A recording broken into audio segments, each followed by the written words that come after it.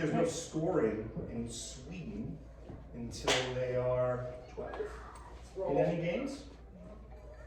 And Interesting. well, there was a big article about when they dominated gold medals in the Olympics and the difference between how they approach. So, but you hit 7th grade over there and they weed out the herd and they get really, really serious with your conditioning and training. But until then, learn the game, have fun, be fearless, be comfortable, no winning and losing. Then they start keeping score, and they really start keeping score. That's the switch. And kids who don't want to be that serious, they don't play anymore. They may play a pickup game in the park, but that's it for them on teams. And so there's all these different ways to explore coaching and having drills that you do in the classroom or on the court that are not evaluated, don't count towards grades, don't have anything to do with the scoreboard. These are of great value, these cultures have taught us. It kind of ties into some of what we're doing today. So this is about stages of conflict resolution and the cutting edge science on how to deal with it. Now, I picked the picture. yes, I love it. This is going to feel a little hokey at first.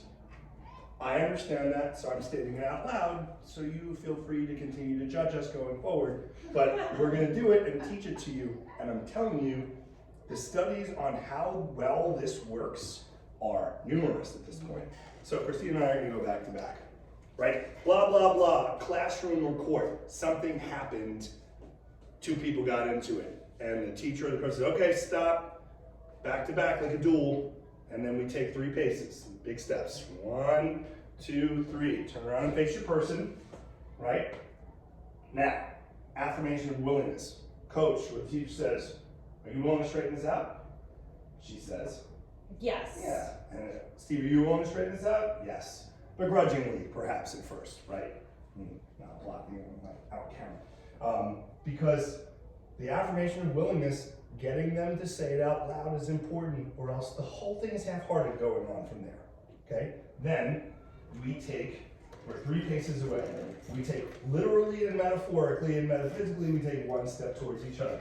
And I state my grievance, and I say, I don't like it in an assertive voice, but not a mean voice, when you snatch the scissors out of my hand when I'm in the middle of a project. And then Christine's side, because everybody has to air their grievance, she says, I don't like when you use those scissors. For so long that Yeah. I can't get my project in on time. So she's got a time problem, she ran out of patience, I have an emotional reaction or a visceral, physical reaction because she took something that I was using. Okay, I stated mine, she stated hers, we take another step towards each other, we've spoken about what we want to do. Now, okay, forgiveness, right? Do you forgive Christine? Yes.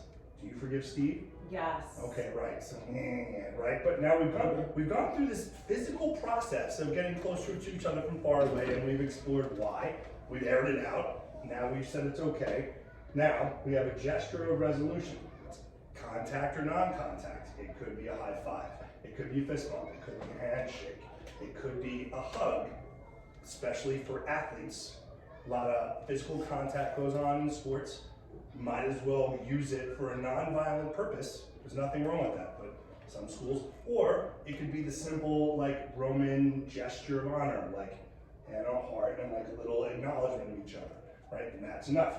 Then, cooperative task to seal the deal. Okay, you guys got 5 minutes. I want you guys to go create something with those scissors and a piece of paper together. Make something together, something cool that you can show us.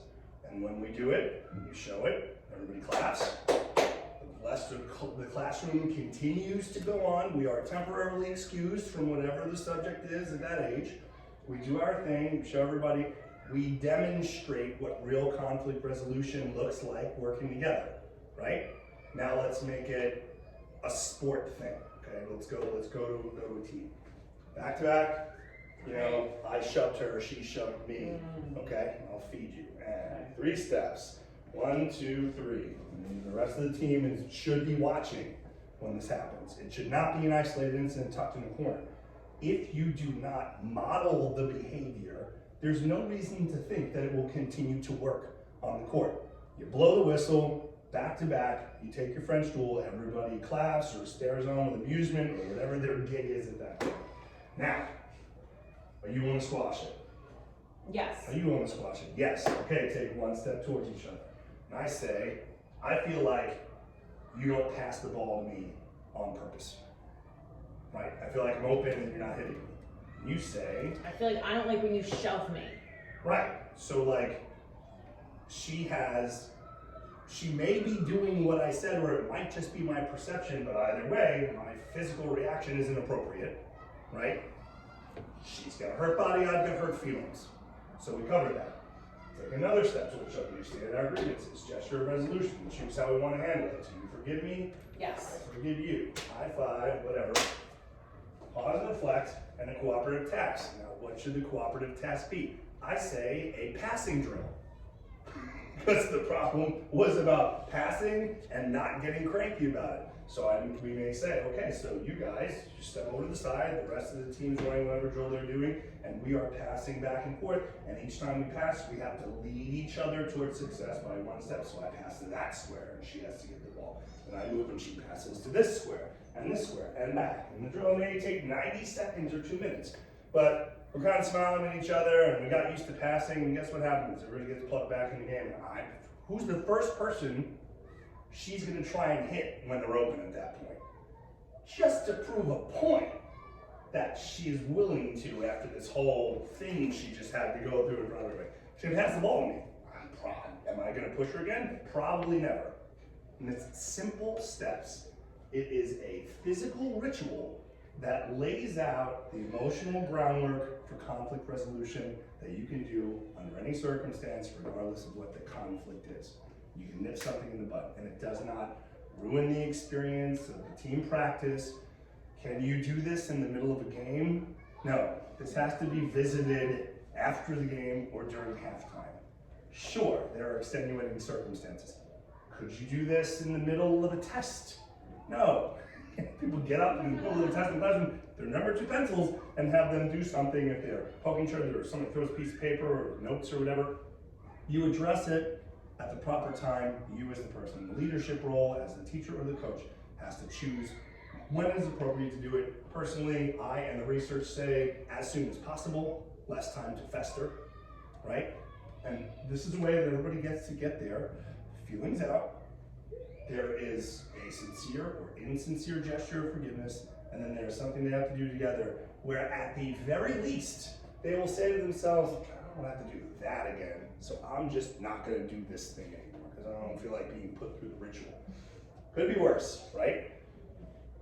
The temptation for teachers and coaches is to punish, to time out, to sideline, to suicide, to run laps, to send to principal's office, to whatever, to restrict freedoms, bathroom pass, whatever the case is, right?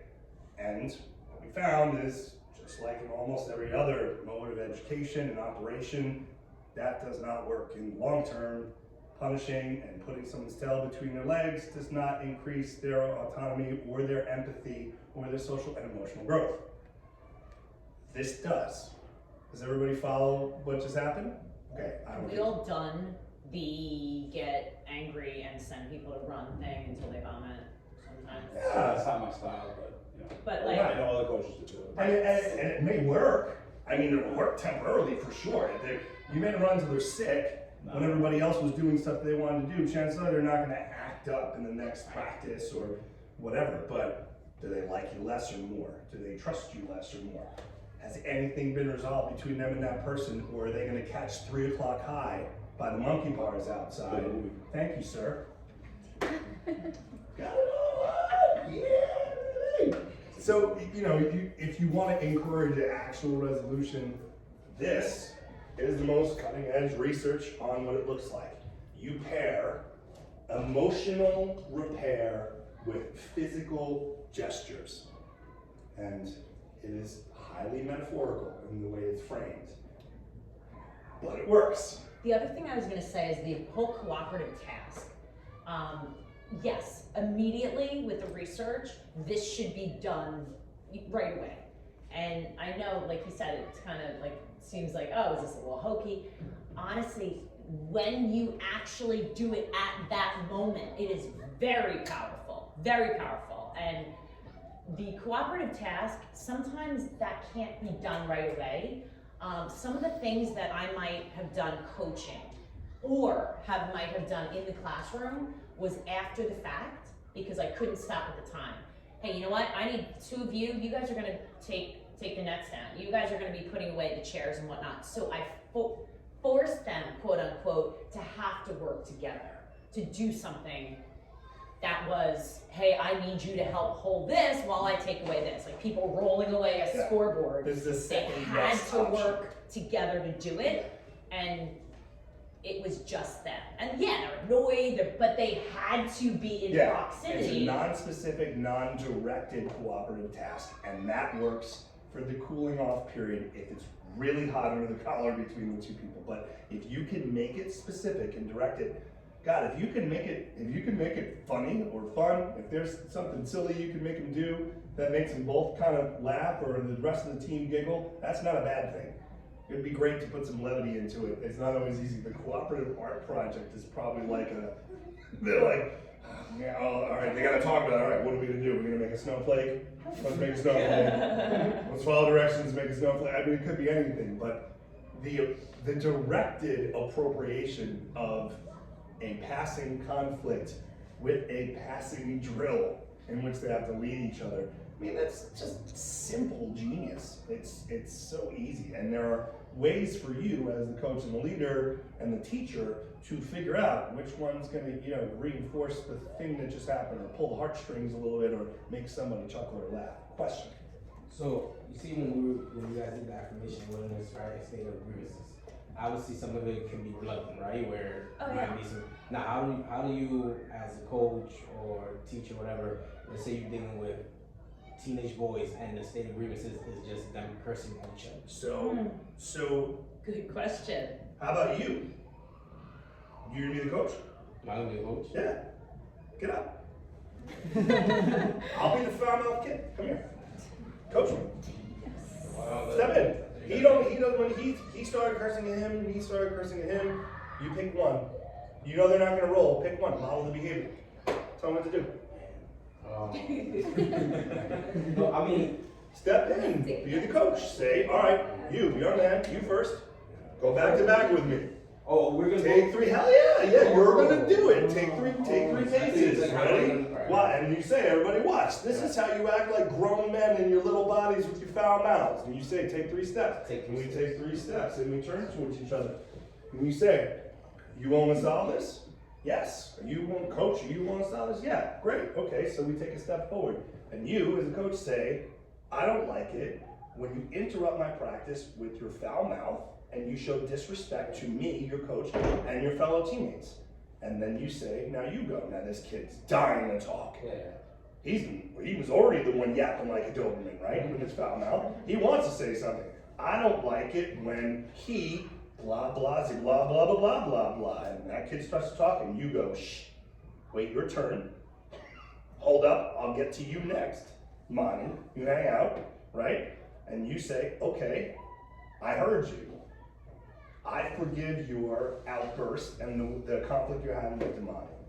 Do you forgive my frustration with trying to keep order in the class in my room, knowing that that's what I need because I'm the leader here?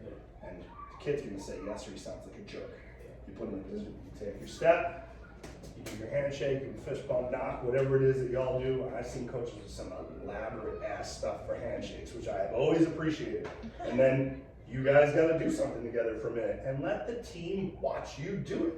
Even if it's like trading one-liners. If you gotta pull a couple of your mama jokes, whatever's gonna get, you know your demographic. Think out of the box. Don't just think clean. Talk to the people that you're talking to. Then you sit down, clap, clap, clap, Damani, get over here, back to back, and you do it with him. And you walk him through it. And you model the behavior and you show them that this is for everybody. I'm not above the law. I'm not out of the game. I'm in the game with it all. But this is how we solve problems here. How you solve problems at home is up to you. I hope you decide to think more along these lines. When your sister frustrates you, tell her to go back to back. Or starting across the room and say, I'm willing to forgive you, but I gotta tell you, I don't like it when you. I don't know what little sisters do because I don't have any, but hit me in the head with your hairbrush, or, you know, grab my stuff when I'm not looking and, you know, post it on Instagram. I don't know. And you learn to deal with it that way. Model the behavior and the results will follow. Because it's not painful, it's not shaming. Both parties get a chance to speak. Everyone feels heard. There is a level of forgiveness, and then there's something to do to seal and commemorate the deal. Complete the bond. Think about what this would do for you, right? As an adult right now. Conflict resolution with fellow adults. And I'm not saying that you have to do this, you know, when you're at, you know, you have a disagreement with, you know, your coworker, right? You can skip the physical part of it. But just stepping through this process in your mind of, okay, going up to someone and saying, listen, like, can we just end this? I'm willing to squash this, but I gotta tell you how I feel about it. But like, you know, I hate when, you know, or it makes me feel like this when you talk down to me at work in front of the meetings. And, you know, I really want to get past this. Tell me what's getting at you. What am I doing to inspire you doing that? Because there's got to be something. I have to be culpable somehow, right? And let them air their part. So we don't do the waltz towards each other, okay? And maybe you don't fist bump or like just, you know, whatever. But think about these steps and how when we talk about, hey, let's be adults. Well, guess what? Sometimes adults aren't adults. At least we're adults not you can acting find. like adults, whatever that quote unquote may be. And those are the things that just these processes, if anything, when you walk out of here today, are you a little bit more cognizant about the way that you are handling situations and the way that you're modeling them to your... You express willingness to solve a problem with someone. You state your grievance and you give them the opportunity to state your grievance. You give a gesture of resolution to say, all right, no, I hear you, or I get that. I get where you're coming from. My bad on that. If you can forgive me, I can forgive you. I think the And big then, thing is really cool though. hey, maybe you want to go out, maybe, you know, like, maybe you want to go out for a beer later or an iced tea or something, or maybe you want to catch a game. Maybe we can hang out.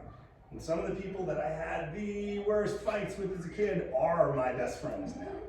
I'm talking about knockdown, drag out, handball, brick wall, physical fight kind of stuff. Those are my people now. So you never know who's going to end up that. You can run this with or without the physical gesture, but their point is the ritual, the physical ritual of everybody go, uh-oh, back to back. Everybody knows what's coming. They all get clappy, clap, clap, and they all watch and make a circle, and you do the thing. And if that is your practice, that is your protocol with junior high school kids who are at a certain cognitive level and are just beginning to experience autonomy and seeking interpersonal and social connections and emotionally developed enough to start to have empathy and responsibility outside of their own emotionality, imagine what kind of high school kids you're making at that point. And you know, you got a JV team with kids who are in 9th grade. They might be your varsity seniors. You may be stuck with these kids 3-4 years.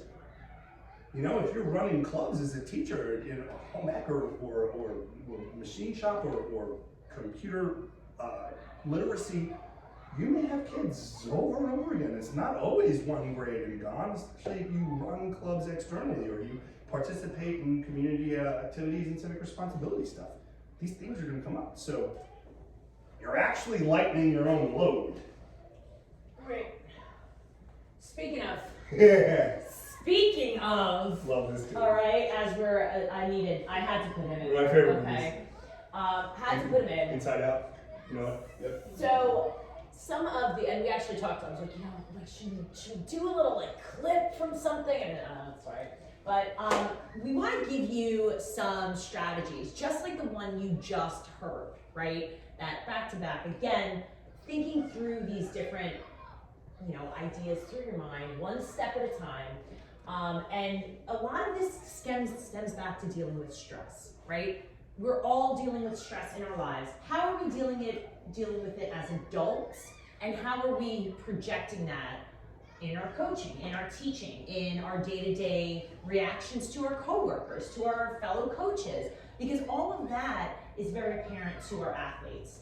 And we sometimes forget what that was like when we were kids, looking at other people and seeing their behaviors, modeling what they were doing, and now it's us. Now we're the ones that people are looking at what you do, whether you believe it or not. They are sponges, and the way that you react to things, they pick up on. They pick up on your energy. We're all balls of energy, right?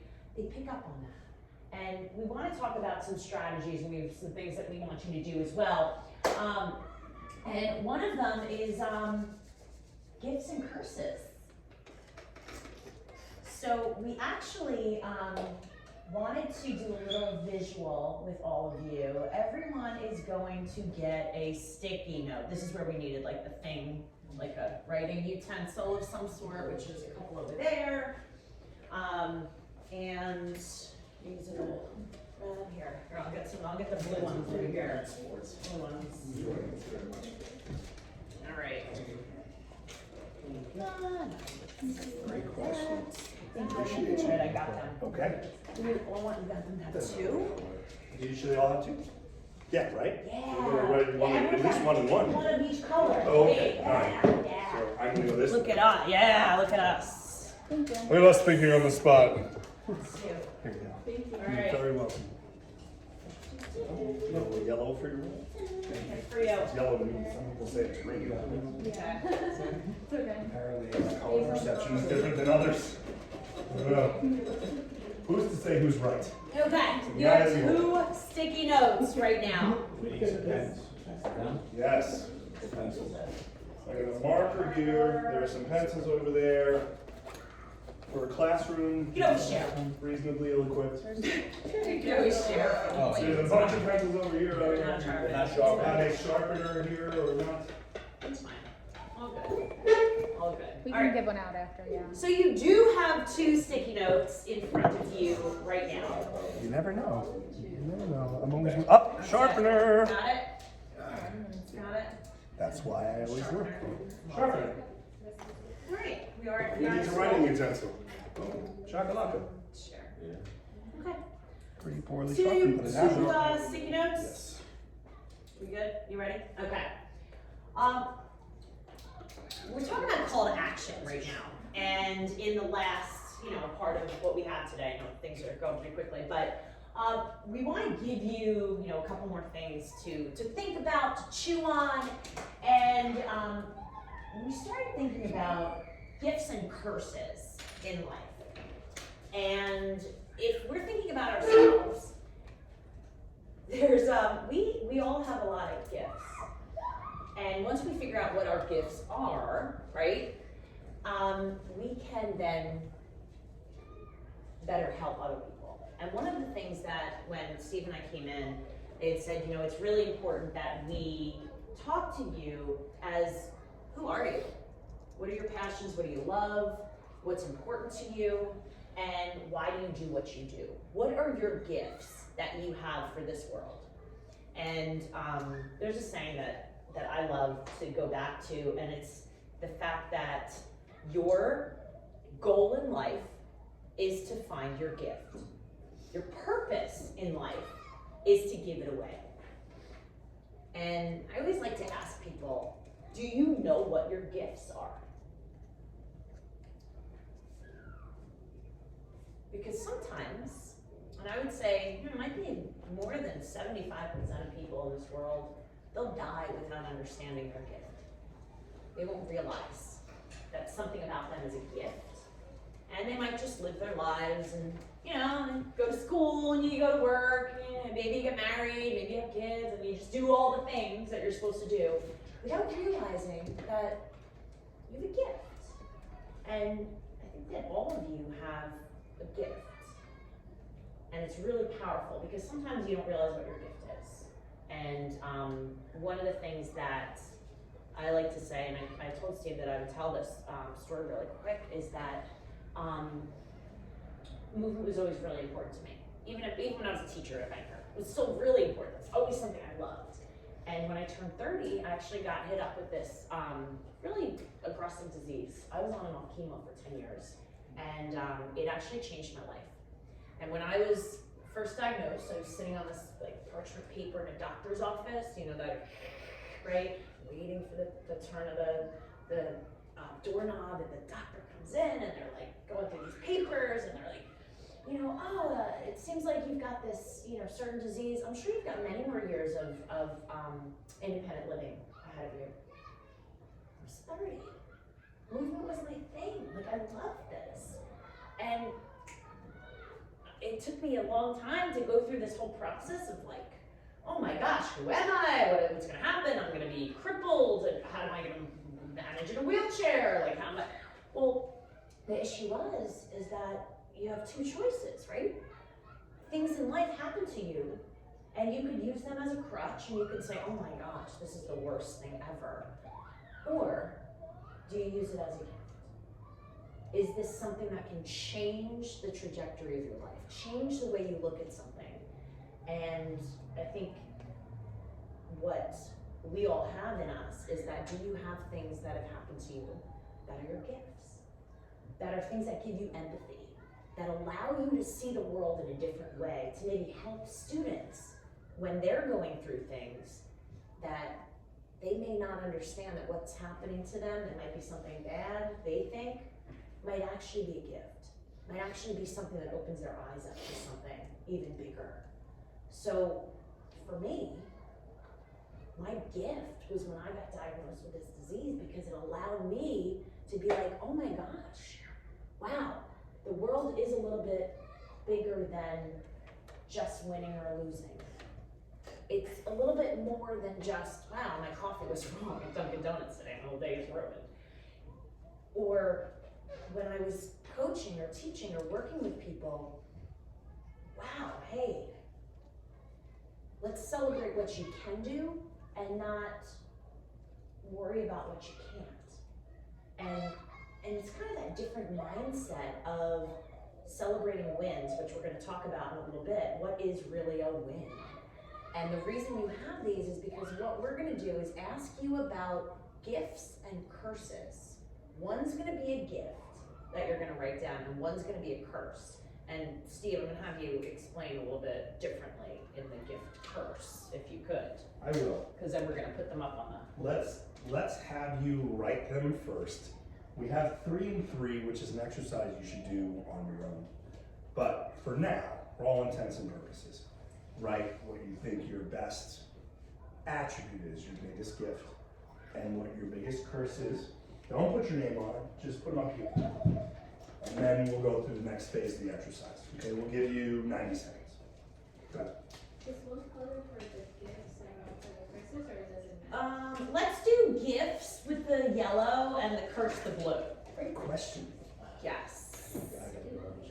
Oh, that's okay. Yeah, Glad you were here. it was great. Do you want to see? Yeah, sure. We'll make you do that, and then you can go. Then you can go. Thank you so much, too. It was great. Blue is curse.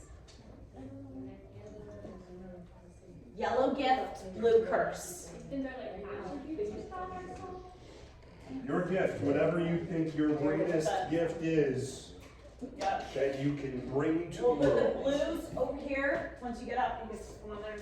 Try not to turn this into calculus. You got about 35 seconds left. I didn't write on the other one. Take one. Here. And note There you go. how much overthinking and complication you're adding to a simple assignment. Feel that. Yeah. You can't repeat the words, right? Huh? Can you repeat them? Absolutely. You good? 100%. Blues Okay. here, yellow's My there. pleasure. Thanks for coming. Absolutely.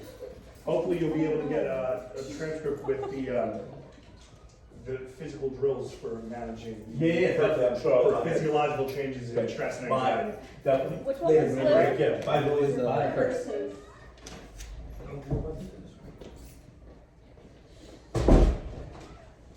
Just pop 'em up.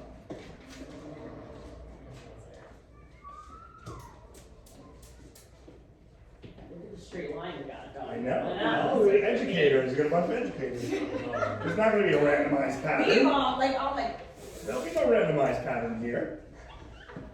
I'm where that like. Educated and structured people. I love that.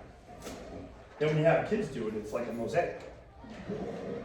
Put the blues next to the yellows. Oh, always do I that. know, That's why I'm great. like, So wow, orderly. this is really orderly. I love it. I'll I'll read these off and you're gonna go through. You can pick a couple, we don't have to read every Okay. one. We're gonna do like 3 things. Huh? One of each is fine, but if you wrote 3, great. You really use your time, go 3. Alright. Very cool. Overachiever. No, because the three is a key for if you're doing this with your Yeah. students on your own. You want We were this to just last longer. expediting. You want them to get to know themselves through this drill as quickly as they can.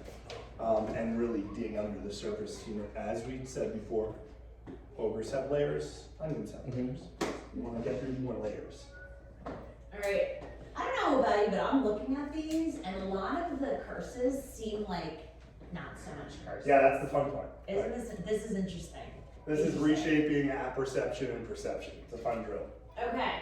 I'd like to read some of these. Yeah. All right, ready? So, some of the things that y'all came up with as gifts over here. We've got inspiring kids through energy and experience, empathetic, caring, calculated, personality, empathy, helping others, empathy again, helping others, calm in stressful situations, passionate care, kind-hearted, and sensitive. How do you do? Good. They sound pretty gifty to me. All right, ready? Our curses, everybody. Overthinking, imposter syndrome, empathetic, pensive, impatient, perfectionism, overthinking, control, what's going on with overthinking? So overthinking. Too nice. And then quick to answer back to be right. I like it. I like it. So basically, not only is this good for you and good for your students, your athletes, to learn what they really think about themselves when they're forced to put it on paper. Because when you're forced to put things on paper or say things out loud, they become real. You can think it and then underthink it or overthink it or circumvent it or think around it or think something opposite in the next 5 to 7 seconds. The synapse is fired, it gets erased. You can play mind games with yourself all day and never really face who you are, or you can write it down and say it out loud. And that's part of what we do. The idea would be for this drill, in the interest of time, we're not going to run through the process of them all, but to take a look at the gifts and see what are the underlying concerns or what could the weakness be in those gifts. Where those gifts get you into trouble or cause dissatisfaction in your lives.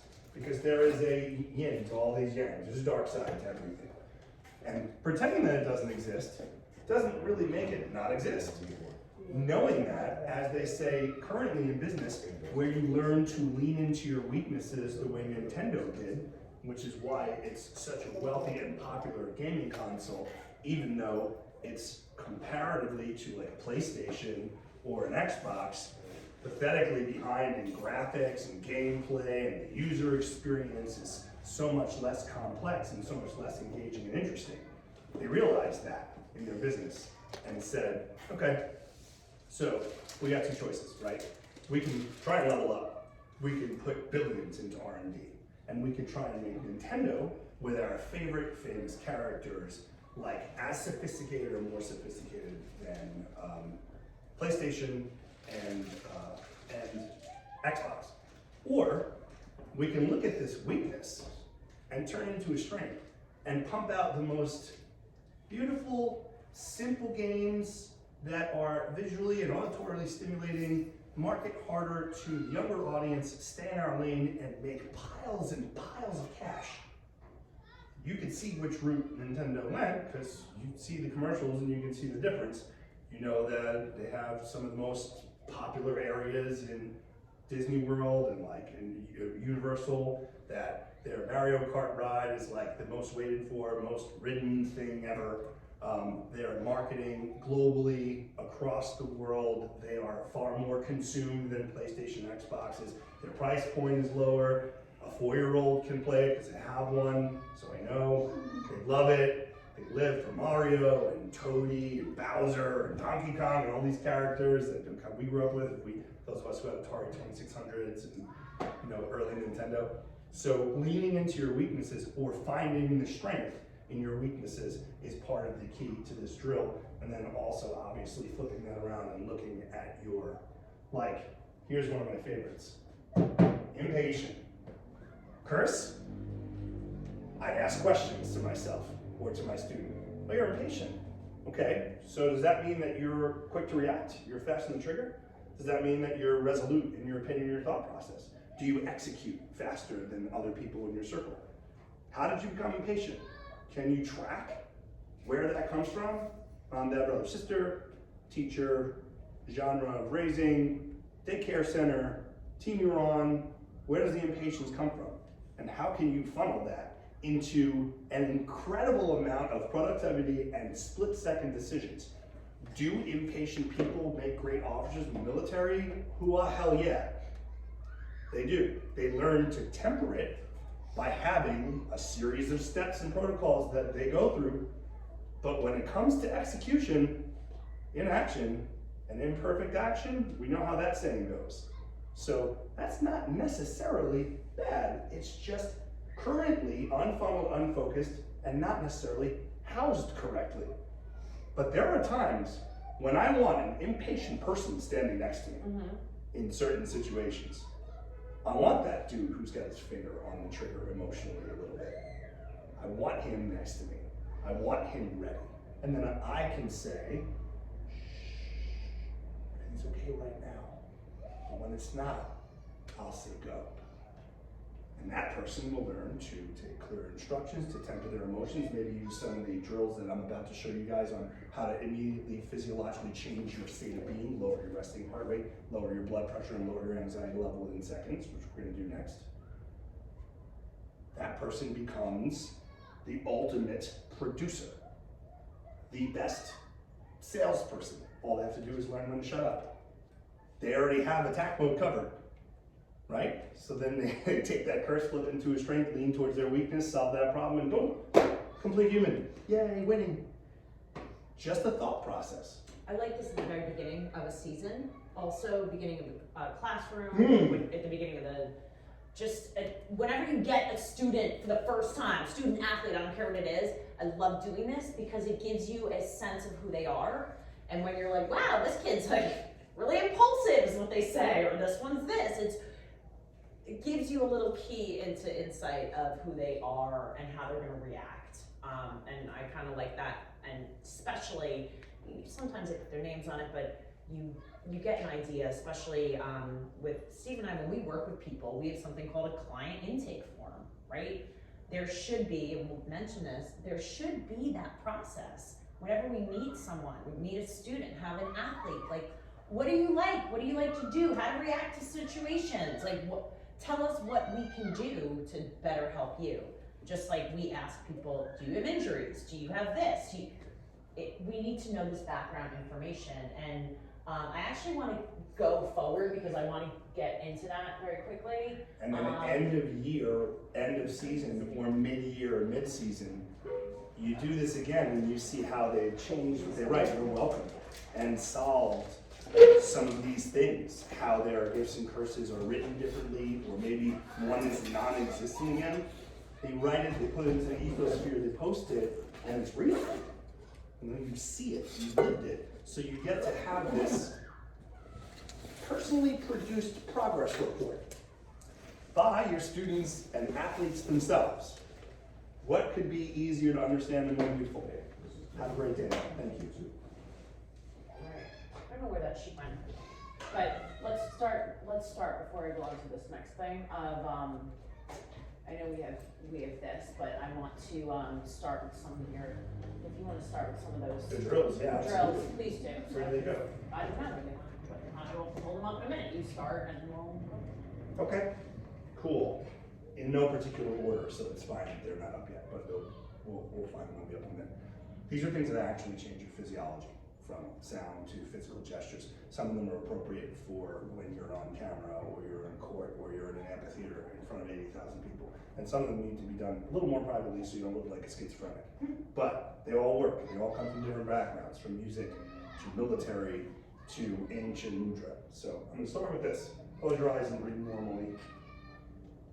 Close your eyes and breathe, there we go. This is easy, just listen to the sound, okay?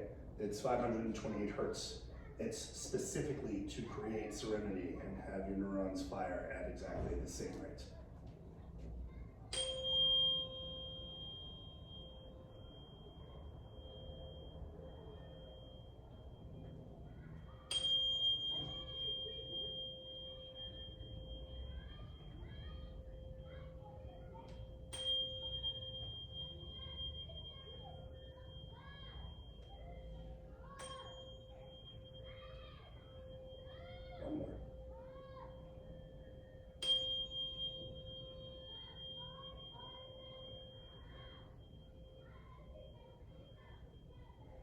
You can open it, guys. Again, it's 528 hertz.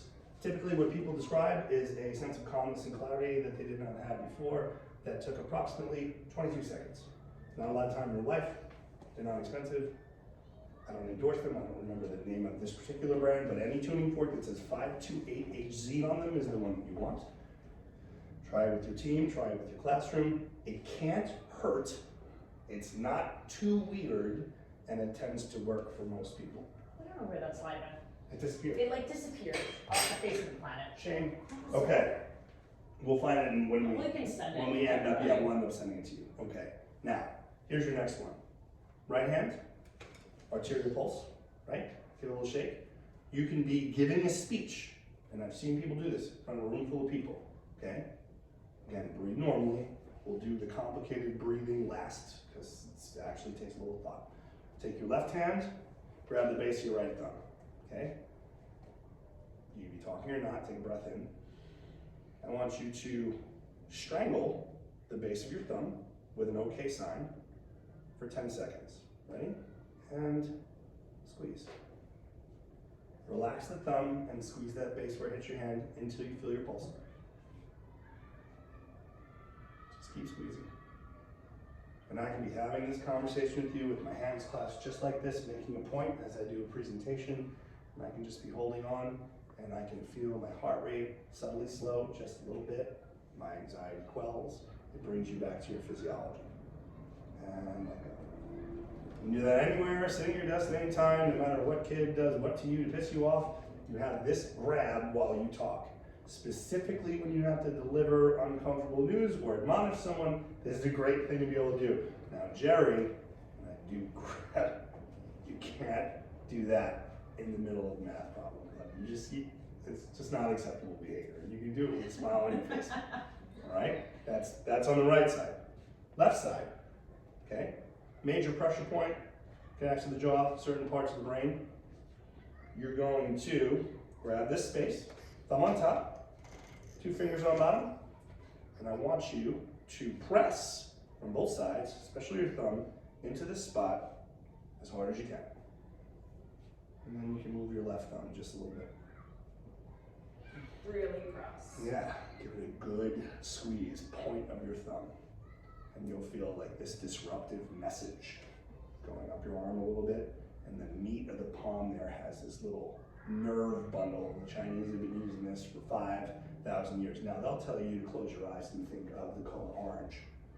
For some reason, orange correlates with this part of your brain that helps you to relax. But you can grab that, and it's the same reason why special forces guys slap themselves with a rubber band when they're calling a mission, like a Black Ops. They got that.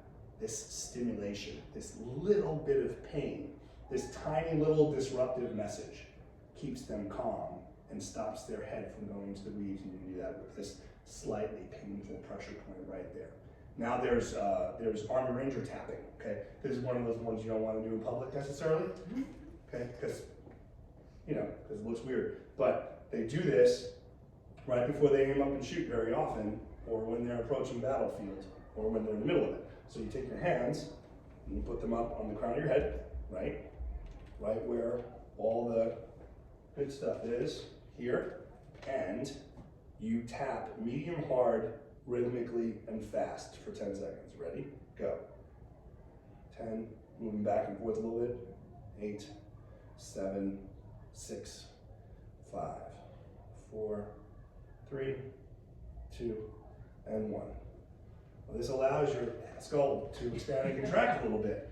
And there's fluid dynamics involved. There are divots in our skull, and fluid gets trapped there, and there are nerve bundles there that affect cognition. And when you do that, and we're talking about guys who, specialists in low-end explosives, or snipers, or people who do things that are very risk-heavy and quite time-sensitive, and that is one of the techniques that they use. And these are things that you can use to calm yourself. Obviously, take a deep breath and count to 10 is what any kid will tell you to do before you talk, right? But not always so easy to do. When you want to deliver a message and combine these things, you have to give someone a little bit of assertive or stern talk. the most important thing you do is take a really deep breath in and speak from your diaphragm. And I'll show you what I mean. If I'm upset and I'm yelling or I'm about to react and I'm all keyed up and my voice is in my throat, not from deep, and I've already used a lot of my option, the only option is for my voice to either get louder or higher, and I get really, really cranked up when I talk, right? Everything just keeps rising. And you start to shut down the ability for the person you're talking to receive your message. But if you take a deep breath in right before you start a sentence, the way Broadway actors do or the way Lincoln must have before he gave the Gettysburg Address, you breathe into your belly button real deep, and then when you speak, you can speak on your exhale. You have lots of air so you don't feel rushed, and you can speak slowly, and you can smile and be calm when you say that what you just did was unacceptable and it won't work going forward, but there is another way and we can handle that from now on.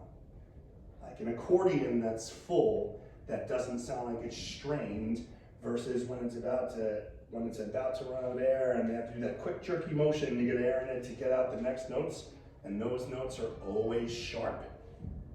We are the same way. We are an instrument. We go sharp. Don't go sharp. Stay low and stay calm. Speak on the exhale. Then there's many mudras, but my favorite, the one that I see Elon Musk using all the time, and it's really simple. Okay, you take your hands, kind of go into this little prayer thing. Then you thread these. You put these together, and you put your thumbs together. And put it right here. And now, think about something that you don't want to say to somebody. Take a breath in, and as you say it, do this as you say it. I would really like it if you would stop behaving that way. What you just did is not going to work. This is a clarity and calm power mudra, and pictures of it go back like 5,700 years. I'm not claiming any authority over any of these things. I did not make any of these things up. I'm just sharing them with you because they historically work. And now there's actual neuroscience. We're connecting, some would say chakras, but we're not. If you don't believe in that, if you just believe in physiology, biology, we're connecting open nerve endings. Like the reason Michael Jordan's tongue was always out of his mouth when he dunked over 3 people. You guys know why that is? The tongue is the only muscle in the body that does not have an attachment and an insertion point.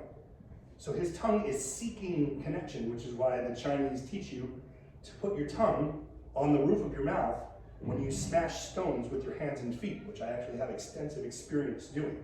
You connect that neurology. Michael was always searching. His tongue wouldn't find a place. I am now taking all these open-ended appendages and I am connecting them to my pulse rate and my blood flow. I'm closing the gaps and I'm sealing the circuit, the conductivity of the circuit. So you're basically just creating a loop of energy that allows it to flow through you without being open-ended, which is much better than like flicking and talking with your fingers looking like a crazy person, which is usually option B. Those are the ones that I can remember. I might have missed one, and if we did, we will show you next time. We'll send it out. But these are things you can do at all times. Remember the keys. Speak on your exhale. Breathe from here. Hand position. Arterial squeeze. This is a really, really good one. A little bit of central nervous system disruption and pain. Connect the circuits. We could spend days. Oh on yeah, all there's of these. so So many. we're like, I know we're, giving you just some key takeaways today, but I know that we are, we value your time, and we do want to leave you with this about superior coaching. Again, coaching, teaching, fill in the blank, superior parenting, superior being a friend or a spouse. Think about this. All of this is translating, we said in the other slide, it's W's on the court or in the classroom have to translate into something bigger. And that's what it is. It's seeing this bigger picture. When we're talking about the black dots, seeing the bigger picture. We're talking about, relieving stress, seeing the bigger picture. Where does this relate to when they step out of the classroom and off the court? What are the non-scoreboard based wins or non-graded based successes that you can show them, their parents, their teammates, their classmates? And again, it might just be these changing over time, But those are things that matter to development and to your relationship with your athletes and your students as much or more than whether you won or lost or whether they got A pluses. So just to take a look, kind of our, superior coaches, what are they doing? Good afternoon. This message is for any curriculum planning team member that is intending to stay today. Please send me a text indicating that you are in the building working. So once again, for our curriculum planning team members, if you intend to stay in the building today, please send me a text indicating that you are going to stay and work, and the building will officially close at 4:51. Thank you. This is one of the ones that gets us the most because we've done so much coaching and we've both been teachers of different kinds, but like this is built in to being a teacher. You have parent-teacher conference night and you have like forced check-ins, but on the court of the field for coaches, Why are we not doing it that? doesn't exist for some reason. There was never a time in which a parent could not get me in a room for 5 minutes when I ran my martial arts school. They wouldn't have to wait more than a day to do it either. That was an absolute no-no, my boss said. They want to talk to you, you make 5 minutes. Or at you. You don't even have to talk sometimes. They want to talk toward you, you listen. Thank you for sharing that with me. If there's something you can do, great. If not, they felt heard, they give us more money. That's the way it worked. They also develop as people. So having weekly or monthly or beginning of season, mid-season, post-season check-ins, just meeting with the parents even once. Imagine how much more skin they'll have in the game knowing that you gave enough of the stuff to spend 5 or 10 minutes with. Or if parents are not in the equation. Guardians, family members. And again, even as a coach who's worked in a lot of different schools, and one of the schools that I worked at was heavy, like MS-13, heavy, like just gang, and honestly, those were some of the best students I've ever taught and coached in my career, because they're the ones that they didn't have parents that I could talk to. They didn't care about there was no home life for them. You were their home life. And those are the things sometimes you look at people and you don't realize that you are their everything. Lighthouse. And they might need, they might never tell you that. And they might come across as like, I'm tough on this, but those are the times where you're like, monthly meetings, like if it's just with the athlete, then let it just be with the athlete. That's awesome. And let them be heard if there's nothing going on at home, which I think is really powerful to, listen, I hear you, I see you, I receive what you're saying. Maybe no one else listens to them in the whole world. Know one thing besides their first and last name and what position they play, and ask them about it 3 months later and watch their face. Anything. Hey, you still playing with dolls? Hey, did you finish that model airplane? How's your brother doing? Is he still having trouble with his left foot? Like anything. It can be, to you, it can be the most trivial thing that you've heard all day, and to them, it could be the world that makes them your devoted disciple. Which leads to the whole idea of the civic responsibility. What is it that you're doing that's the bigger picture? That's all. What is it that you're passionate about? Is it just, something personal, like something personal to you, like a charity that you're really involved in? Is it something that's related to one of your, athletes or students' families, or something they're going through, or something in the community, versus, instead of just hey, it's October, we're just gonna wear pink today.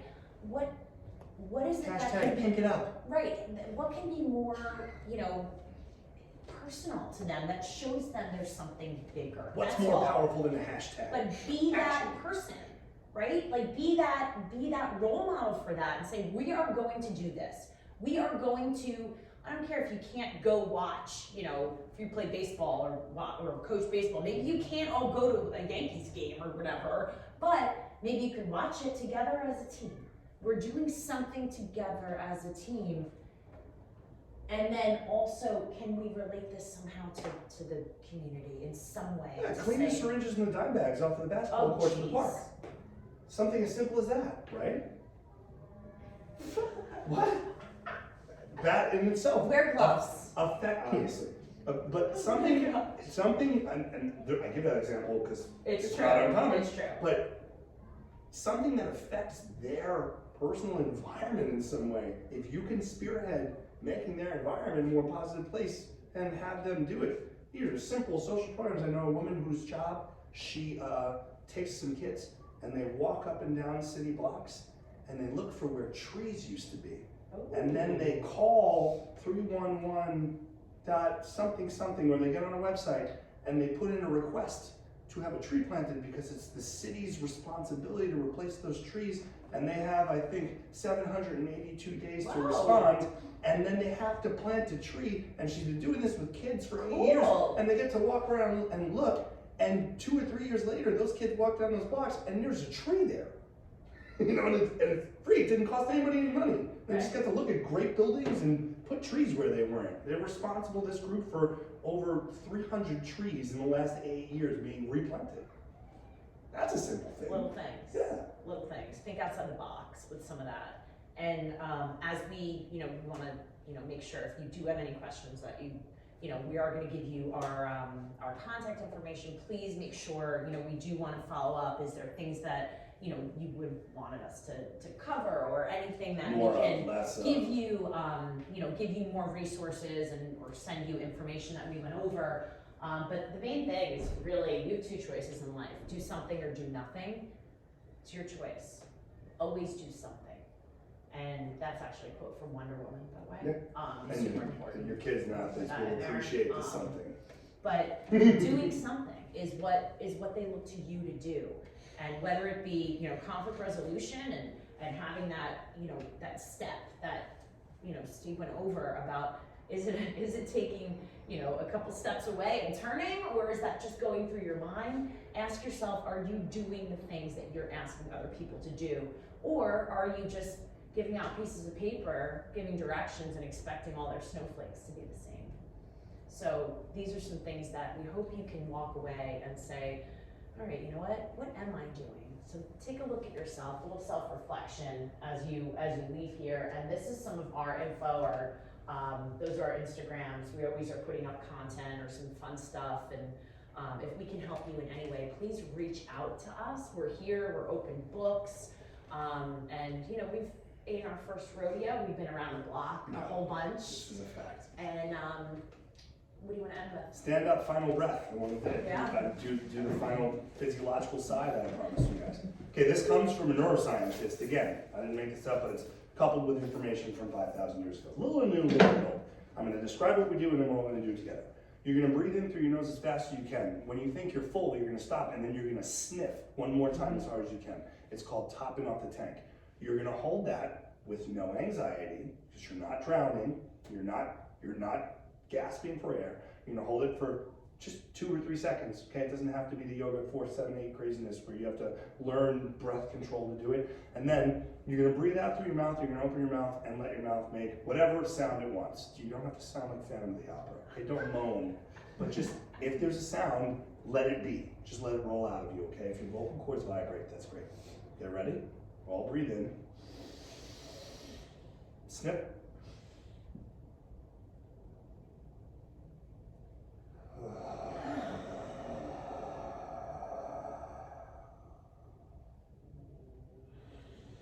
Then just breathe normally a couple times. And if you felt a little high on the sides of your head or your vision changed a little bit, that's recalibrating your autonomic nervous system, and that's good news. Now, if you felt like doing this 5 times in a row, it'll take you about 60 to 75 seconds, and you will feel like a different person. You might feel like you took some over-the-counter drugs. It's a beautiful thing. You can do it anywhere, anytime. It's not loud, it's not weird. If you close your eyes, it's more effective. If you hold it for longer, it's a little more effective. But what's important is you fill up, and then until you're empty, and you can even practice your diaphragmatic breathing and talk while you do it, because vibrating your vocal cords and sound is good when you're doing it this time. You have plenty of breath